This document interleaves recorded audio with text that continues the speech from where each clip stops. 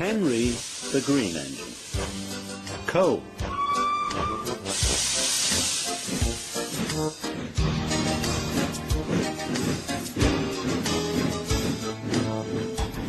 I suffer dreadfully and no one cares.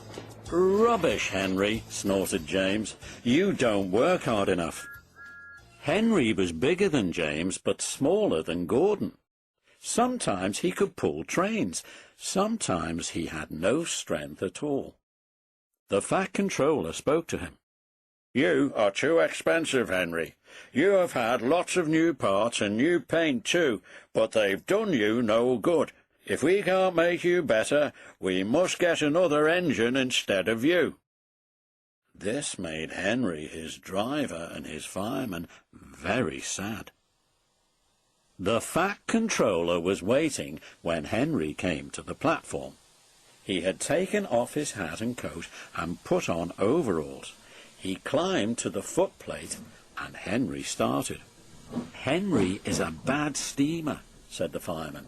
I build up his fire, but it doesn't give enough heat. Henry tried very hard, but it was no good. He had not enough steam, and they stopped outside Edward Station.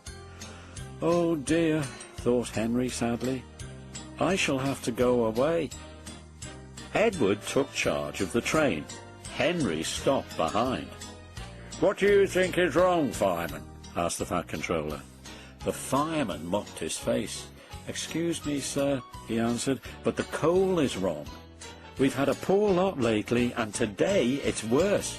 The other engines can manage. They have big fireboxes. Henry's is small and can't make the heat. With Welsh coal, he'd be a different engine. It's expensive, said the Fat Controller thoughtfully, but Henry must have a fair chance.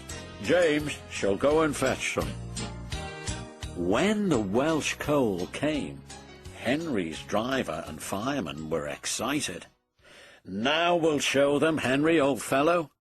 They carefully oiled all his joints and polished his brass till it shone like gold.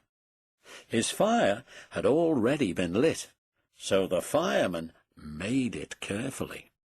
He put large lumps of coal like a wall round the outside. Then he covered the glowing middle part with smaller lumps. You're spoiling my fire, complained Henry. Wait and see, said the fireman. We'll have a roaring fire just when we want it. He was right.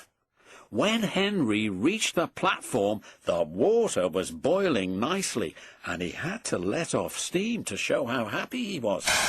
He made such a noise that the Fat Controller came out to see him. How are you, Henry? Pip, peep, peep, whistled Henry. I feel fine.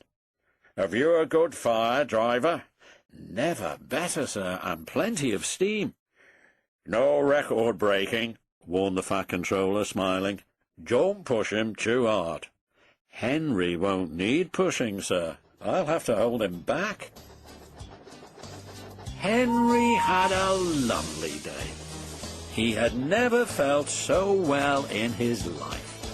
He wanted to go fast, but his driver wouldn't let him. Steady, old fellow, he would say. There's plenty of time.